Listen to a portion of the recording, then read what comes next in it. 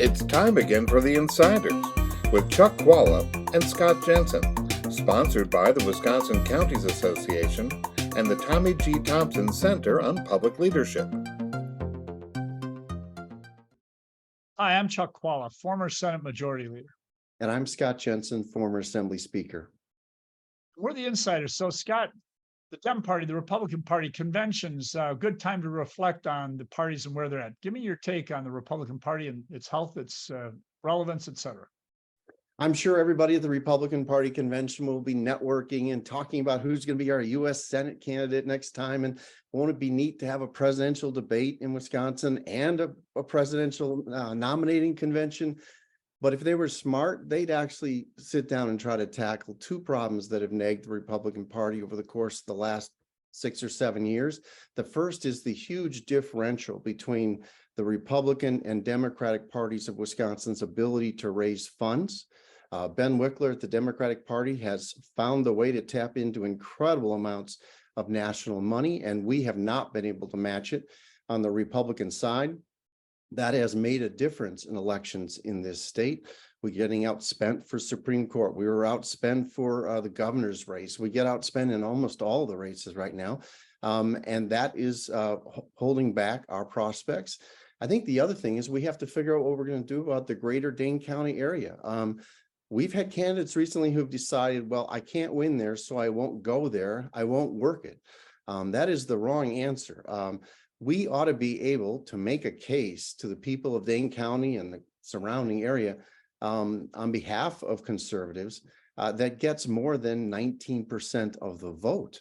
When you take a look at the demographics of that area, we ought to do better than that. And all you have to do is go from the 80% that Governor Evers got last time and drop it to 75, 74%.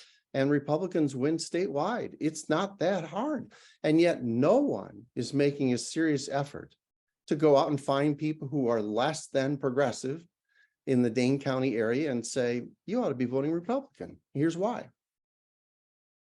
That's good analysis. I think that the bottom line here is that the Democratic Party has become an extremely muscular organization. The fundraising ability and also the political savvy of Ben Wickler, and those two things, of course, go very well together, has been amazing. And I think that Democrats are indeed very fortunate to have him.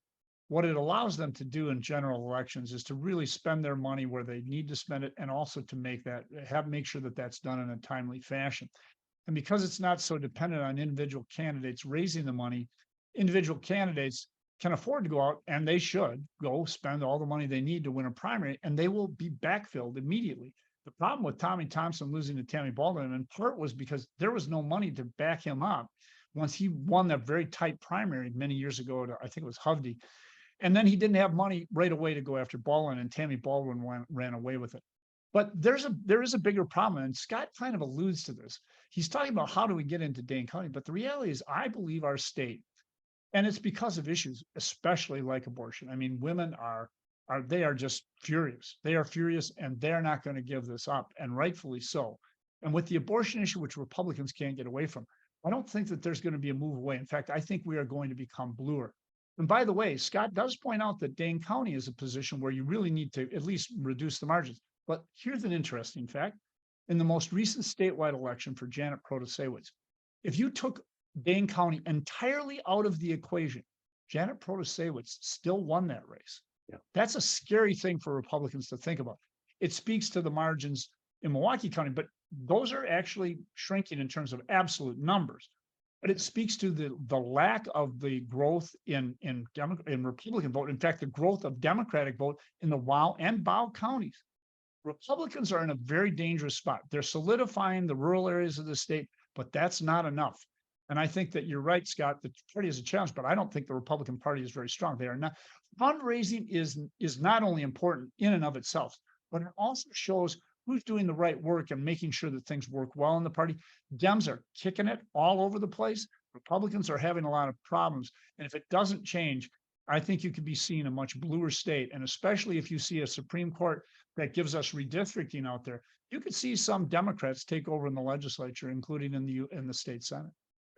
I'm sure that the Democrats will be celebrating not only the victories they've had, but the ones they're speculating on going forward. I welcome them to go ahead and celebrate those things, because in Wisconsin politics, nobody stays on top for very long.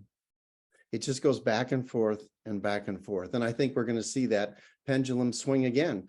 At the moment, the abortion issue, no doubt, and the heavy funding that the Democratic Party has had things swing their way. But you have an incumbent in Washington who could easily help things go the other way. There's some other things happening in the demographics of this state that I think are promising for Republicans. So I would they should enjoy their moment in the sun, because it never lasts for long in Wisconsin. We'll see you next time, folks. You've been listening to The Insiders with Chuck Chvala and Scott Jensen, sponsored by the Wisconsin Counties Association and the Tommy G. Thompson Center on Public Leadership.